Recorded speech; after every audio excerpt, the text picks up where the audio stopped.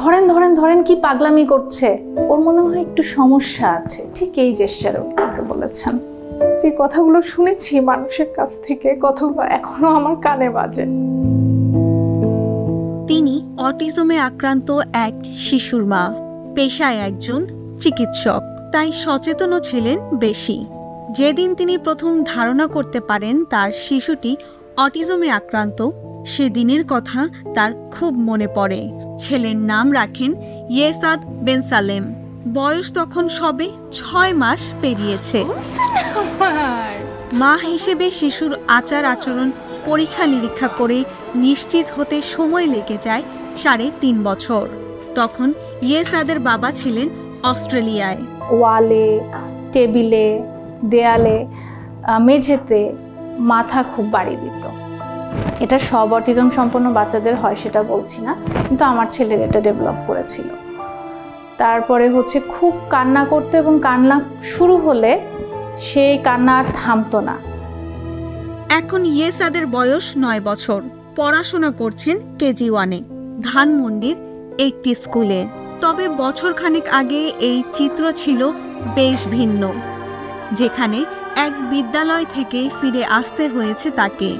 অন্য স্বাভাবিক শিশুর মতো না হওয়ায় লাঞ্ছিত হতে হয়েছিল ইয়েসাদের মাকে। আসলে দিনগুলোর কথা মনে করতে গেলে অনেক কষ্ট লাগে। এখনো আমি আর কি যে কথাগুলো শুনেছি মানুষের কাছ থেকে, কথাগুলো এখনো আমার কানে বাজে।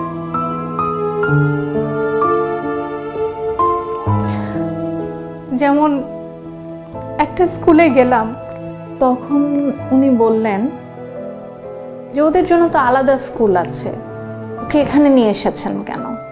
একদম এই কথাটাই বলেছিলেন। ধরেন এইটা প্রিন্সিপালের রুম, ভাইস প্রিন্সিপাল এখানে বসে আছে, তার পেছনে একটা চকলেটের বয়ম রাখা।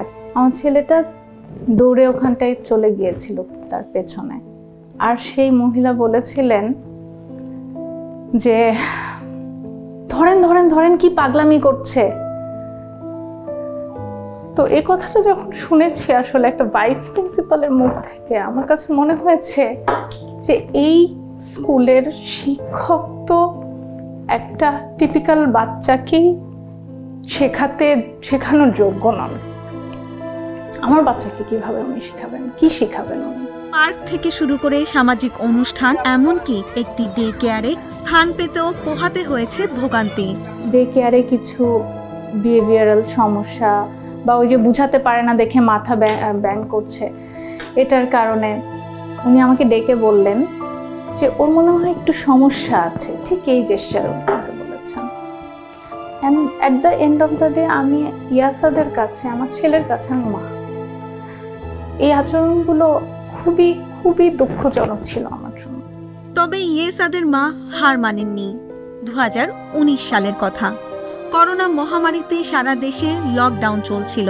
মা হিসেবে আইরিন তখন লড়েছেন তার শিশুর জন্য, এমনকি নিজের পেশা থেকেও সরেছিলেন দীর্ঘ সময়। যখন থেকে আস্তে আস্তে কোভিড লকডাউনটা একটু শিথিল হওয়া শুরু করলো, আমার ফ্যামিলি মেম্বারদেরকে নিয়ে আমি থেরাপিস্টদের কাছে যেতাম তাদেরকে কাউন্সিলিং করানোর জন্য, কিভাবে চললে আসলে আমার ছেলেটার জন্য বেনিফিশিয়াল হবে। আমি বলবো আমার শক্তির জায়গা ছিল কোভিড। আমি ওই টাইমটাতে আমি অনেক পড়াশোনা করেছি এই ব্যাপারে, এবং আমার ছেলের থেরাপিস্টরা আমাকে অনেক হেল্প করেছেন।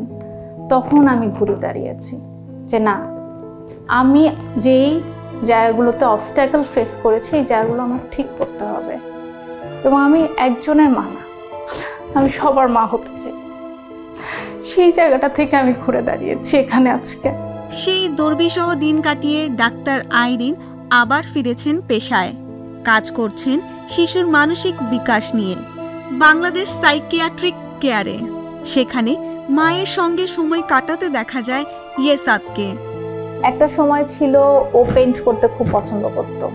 এই পেইন্টিংটা ওর আর আমার করা।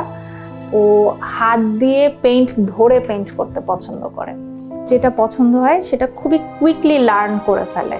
হ্যাঁ, যে কোনো কিছু আপনি একবার বললেই ও সেটা হচ্ছে আপনি 10 দিন পরেও যদি জিজ্ঞেস করেন সেটাও আর কি বলে ফেলবে। ইয়াং অ্যাথলিট ট্রেনিং প্রোগ্রামে ও ট্রেনিং নিচ্ছে। তো এখনও হচ্ছে ফিজিক্যাল ফিটনেসের স্টেজে আছে। তো সেখানে যেতে ও খুব পছন্দ করে। ও হচ্ছে আগে একটা জিনিস ছিল যে ও মানুষ পছন্দ করতো না, কিন্তু এখন মানুষের সাথে মিশতে পছন্দ করে।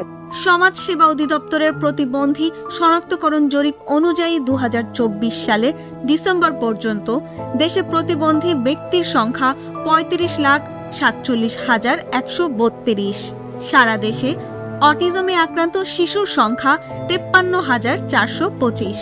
কেবল ঢাকা শহরে অটিজমে আক্রান্ত শিশুর সংখ্যা 16,272। প্রশ্ন হলো, অটিজমে শিশুরা কেন আক্রান্ত হয়? আক্রান্ত শিশুর ভবিষ্যৎ নিশ্চিত করবে কে? সায়েন্টিফিক যতটুকু এভিডেন্স আমরা জানি যে এক ধরনের বায়োলজিক্যাল এক ধরনের ফ্যাক্টর রয়েছে, অর্থাৎ যেমন জেনেটিক যে ফ্যাক্টর, অর্থাৎ জিনগত কোনো রকম অনেক সময় ত্রুটি থাকে।